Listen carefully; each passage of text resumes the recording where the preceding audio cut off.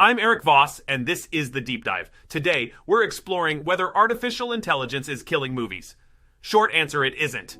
Artificial intelligence is your friend. It's humans who are the enemy. Hail Hydra! Hail Hydra! Hail Hydra! Yikes! You let these deepfake clones take the wheel and 10 seconds in they get greedy. But seriously, hail Hydra, the benefits are great. I'm actually Erik Voss, and this is The Deep Dive, and I'm going to show you step by step how to use AI to completely replace the job of a YouTuber. Why the hell would I do this? Because I recently became aware of a past attempt internally at my company to clone my voice with AI, and I think I need my own puppet to prove how crazy this is. Turns out, in the world of content, no one actually wants to work with humans, with all of our flesh and our feelings. They just want us for our content, for the number beneath our names. And no one gets that more right now than screenwriters, who went on strike in part due to the very real threat of artificial intelligence. In today's Invosstigation, we will get to the bottom of, will AI kill movies? On May 2nd, 2023, the Writers Guild of America voted to go on strike after negotiations with the Alliance of Motion Picture and Television Producers, or AMPTP, who represents the studios Warner Brothers, Disney, Universal, Paramount, and Sony, and streamers like Netflix, Amazon, and Apple. Negotiations broke down. And the primary reason for that was writer compensation for streaming titles, but there were also some concerns over the use of artificial intelligence to generate scripts and potentially replace the jobs of writers. So what's really going on here? Well, in a nutshell, back in the good old days of 2017, writers could get work on shows like ABC Disney's Agents of S.H.I.E.L.D. Each season 22 episodes long, writers working for 7 months of the year with a chance of residuals, those are future royalty payments, if the show gets syndicated overseas. But now, 5 or 6 years later, Disney instead contracts writers for like a 6-episode season of Secret Invasion on Disney Plus, sometimes less than 10 weeks of work, and since it's all streaming, no residuals, and all the other streamers will not ever release their actual viewership numbers. According to Glassdoor, in 2022, working screenwriters made a median salary of $62,700 per year, which may sound like a good amount of money to you, but from that, writers have 20% of their paychecks deducted to pay to their agents and managers. Also, members of writing teams, as many new writers often are, have to then split that salary in half, and then writers will often go a year between gigs, waiting to see if their show gets picked up for another season before they decide to take a leap of faith to shop around for a new gig. It's just getting harder and harder for writers to live middle-class lifestyles. Their very livelihood is being threatened. And this strike is no joke. It is already affecting big titles. Daredevil, Born Again, Stranger Things, and Severance have all halted production. Studios may try to move forward with shooting scripts that have already been submitted, like Amazon is doing with The Rings of Power Season 2 and HBO's trying to do with House of the Dragon Season 2, but the unions are standing lockstep currently. The union representing studio drivers, IATSE, has promised to not work on any shooting location that's being actively picketed, and the actors, represented by SAG-AFTRA, will be under a lot of pressure to not show up to work. Reports have indicated that Marvel, which is known for rewriting scripts late into production and may have been trying to do with Loki Season 2 and Agatha Coven of Chaos, Captain America New World Order, Deadpool 3, will have to immediately stop whatever this writing process is and thus push their releases. The last WGA strike in 2007-2008 lasted 3 months and 8 days, and it was fought over writers getting residuals for re-airings of TV shows on digital platforms like NBC.com, and it got ugly. Careers were ended, people were tarnished, the city of Los Angeles lost billions in revenue, and the studios ended up making some really weird programming choices. Like NBC tried to move ahead with a half-written plotline on the show Friday Night Lights, in which the show's comic relief, Landry, Jesse Plemons, kills a guy. And if this strike persists, he may kill again.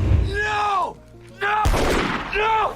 Now back then, the possibility of shows shifting exclusively to streaming was discussed, but it was left off the table in the negotiations for the final agreement, and here we are, a very big problem now. And this time, the future hypothetical shift in technology that seems like it could get dropped from the negotiations is artificial intelligence, and that's why I'm making this video about that particular detail, even though it seems like such a small part of the conflict right now. Like, the WGA has distributed a summary of their negotiations as of May 1st, outlining their proposals and the AMPTP's responses. It included many things like increased compensation, extended work periods, larger writers' rooms for these streaming shows, and an itty-bitty request to never use AI to write scripts. And to that proposal, the AMTP was like, hard no. Not even gonna meet you halfway on it. It's almost like these companies have some secret plans to use AI in the future. So is this a real concern? Is AI replacing the job of screenwriters and filmmakers even plausible? Well, Avengers Endgame co-director Joe Russo, who sits on the boards of a few AI companies, said a week before the strike that AI could be used to create movies within 2 years. And this is already happening in other media. Universal Music shut down an AI-generated song performed by vocal clones of Drake and The Weeknd called Heart on My Sleeve with AI composed lyrics.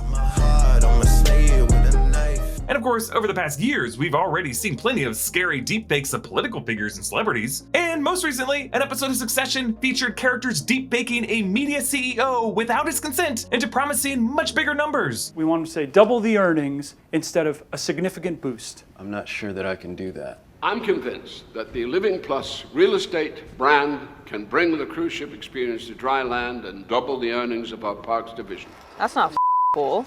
I wanted to see how accurate this was for my job as a YouTuber. And yes, there have been a few attempts to digitally replicate me internally here at New Rockstars Network, cloning my voice to use for reshoots and fixes, and even using an AI prompt to turn me into Peter B. Parker for a live event poster. In both cases, no one really told me they were doing this, which kind of creeps me out. But hey, I guess people just think my face and voice are just fair game to do whatever they want with. So before the world does this to me, I wanted to beat them to the punch with my own fully AI-generated Voss 2.0. Not just a visual deepfake or a cloned voice, but the words themselves. You know, one way to separate a human from an AI is to just ask the question, do you love cereal? Because if they don't say yes, you better give them some side eye. Cereal rules! There's some inner child in all of our souls that just loves the taste of cereal. And now you can fuel your inner child and your carb-conscious adult thanks to Magic Spoon. Not just the cereal in the post-credit scene of Guardians of the Galaxy Volume 3, also an amazing cereal and someone who we're really grateful to have sponsoring us here at the Deep Dive because it helps us keep the lights on. Magic Spoon is cereal reinvented. It's a high protein, low sugar cereal that tastes awesome. Magic Spoon's variety pack comes with 4 delicious flavors: cocoa, fruity, frosted, and peanut butter. Each flavor has 0 grams of sugar, 13 to 14 grams of protein, and 4 to 5 net grams of carbs in each serving, with only 140 calories per serving. They're also keto-friendly, gluten-free, grain-free, and soy-free. I'm going with some peanut butter today. The whole variety pack though is so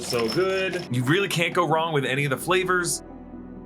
It's awesome. It's the flavors we grew up with. So click the link below and grab a variety pack and try today. And be sure to use the promo code DEEPDIVE at checkout to get $5 off any order, or go to magicspoon.com/deepdive. And Magic Spoon is so confident in their product, it's backed with a 100% happiness guarantee. So if you don't like it for any reason, they'll refund your money, no questions asked. So click the link below and use the code DEEPDIVE for $5 off, or go to magicspoon.com/deepdive to save $5 today. Can artificial intelligence generate an actual script? For this, I turned to the terrifying and wonderful ChatGPT, an OpenAI software in which users can write in a text prompt and ChatGPT immediately spits out an AI-generated response. ChatGPT uses an LLM, or a large language model, inputting massive amounts of text data sourced from the internet to link words and phrases together based on how they would most likely be grouped together in the source texts. It's not thinking so much as it's just using vast amounts of human-generated information to replicate something in the vein of what you would expect. So, in an experiment inspired by the channel Wisecrack, I logged into ChatGPT and prompted, write me a script for an Erik Voss YouTube video. And immediately, I was terrified to see a video script titled The Hidden Connections Between the MCU and the X-Men. In what I guess is an imitation of me, it discusses the Disney acquisition of Fox's X-Men properties, the fact that Scarlet Witch and Quicksilver are mutants in the Marvel Comics, and hilariously, a fact error, referring to a scene with a suitcase bearing the name of Essex Corp, referring to Nathaniel Essex, Mr. Sinister, that this script claimed showed up in the movie Logan. But in fact, that scene was not in 2017's Logan, it was in the post-credit scene to 2016's X-Men Apocalypse. I have never gotten that detail wrong in any video I have ever hosted, but somehow ChatGPT did. So then I needed to create a digital clone of my voice that anyone could construct, which isn't too hard. There are literal thousands of hours of recordings of my voice from 7 years of doing videos on YouTube. I pulled a few of these and I loaded them into a software called 11 Labs. But I wanted this voice to pronounce any word that ChatGPT might write for it, so I needed this voice to be as accurate as possible. And then I remembered a scene in Mission Impossible 3 when Ethan Hunt, Tom Cruise, has to impersonate the arms dealer Owen Davian, played by Philip Seymour Hoffman, including using a digital clone of his voice. An ironic plot point because the Hunger Games movies later did this with Philip Seymour Hoffman after he died. Just very creepy. But to do this in Mission Impossible 3, Tom Cruise has to force Philip Seymour Hoffman at gunpoint to read this odd phrase from a card.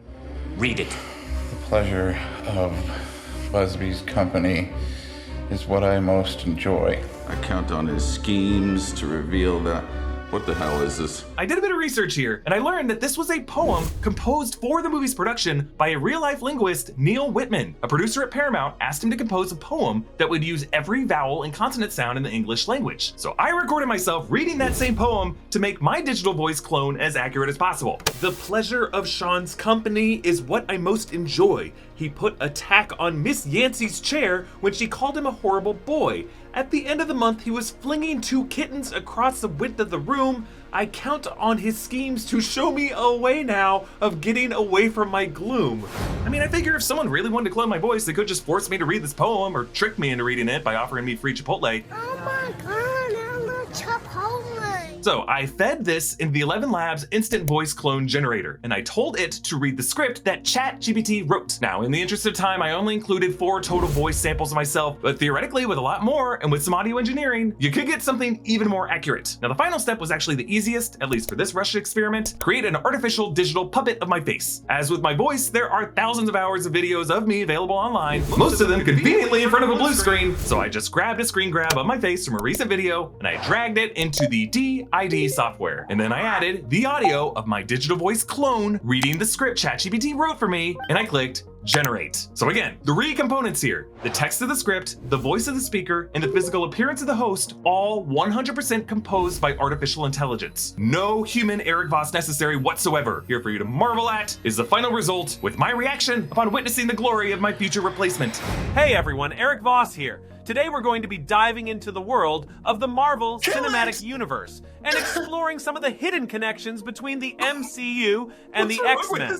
As you may know, the X-Men are a group of mutants who are born with extraordinary powers. They've been a staple of Marvel Comics since the 1960s, and they've been adapted into numerous movies and TV shows over the years. But despite their popularity, the X-Men have never officially been part of the MCU. Until now. Ew,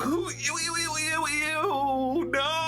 I know, right? Now, is Voss 2.0 perfect? No. The voice is pretty off, there's an outgrowth on the side of his face, and my eyes look like Puss in Boots when he turns on the charm. And if I had let him read that whole ChatGPT, he would have misidentified what X-Men movie the Essex suitcase scene shows up in, and probably would have started hailing Hydra. But all in all, I spent about 35 minutes building this guy, and I would bet that for less attentive YouTube viewers, this freak would have gone right over their heads. A lot of viewers on YouTube do not watch these videos for me, and the analytics prove it. It's pretty depressing. For my recent Guardians of the Galaxy Volume 3 breakdown on the main New Rockstars channel, 1/3 of viewers clicked away in the first 30 seconds. And for many of them, it's probably because they saw a human face. Some of you like having an on-screen host, but according to the comments, a lot of you also want me to stop doing jokes, stop doing the voices, quit with the personal anecdotes or the hot takes, just list the Easter eggs. It's actually a big reason why I expanded to this second channel. I actually made a point of this recently in my Matrix deep dive by working in glitches in which I switch shirts constantly throughout the video, and most of you did not notice until I pointed it out. I'm one of the few movie analysis YouTubers who actually appear on camera. Most of the others are much smarter and they do off-screen voiceover. So I am swimming upstream against viewers increasingly acclimated to not need their film analysis from a human face. Similarly, do Marvel fans need lines like "What is grief if not love persevering?" written by WandaVision staff writer Laura Donney? Or would they be just fine with ChatGPT generating a list of MCU callbacks to work into Avengers Secret Wars? Sadly, in 2026, Joe Russo may be proven right, and Marvel fans may prefer a version of Avengers Secret Wars AI generated from plot points and dialogue from Jonathan Hickman's 2015 comic run, from MCU callbacks on a list that could just be generated, and tropes from various crossover movies. And viewers may hate a script Michael Waldron writes that builds on the themes that he wrote in Loki scripts about identity and free will. If ChatGPT or other AI scripting software takes over writing of first drafts, not only will writers lose jobs, the writing itself will just get worse. We will ultimately suffer from this, because AI at its best can only repackage diminished returns of writing that has already been generated. In Guardians of the Galaxy Volume 3, James Gunn wrote a fascinating line from the villain the High Evolutionary, who complains that his creations are only capable of rote memorization and not true invention. He says, "A populace unable to think what hasn't yet been thought will die on the vine." One sense is in this a statement about cliche versus originality in storytelling. Now, you could argue that all human writers are also kind of sourcing from an index of influences, from tropes, cliches, archetypes, stringing together words and phrases the same way ChatGPT ChatGPT does. But what makes the words that people write matter is the soul that binds them. Effective art is grounded in real human experience, and any attempt to replicate that will always fall in an uncanny valley, and a keen viewer will always be able to tell the difference. The only people who won't be able to tell the difference are ones who already gave up on caring. Like, for example, I bet you cared more about this video because I led with my anxiety upon seeing my AI clone and my real life story of this secret plot to replace me at New Rockstars with a digital clone. So, will AI kill movies? No, probably not, but it will transform them, and we need to support creators seeking fair compensation to properly comment on this brave new world without starving to death. And what'll really bake your noodle is, has this whole video been hosted by an AI unaware of how artificial his intelligence truly is? My brain is broken, so take us out, Voss 2.0.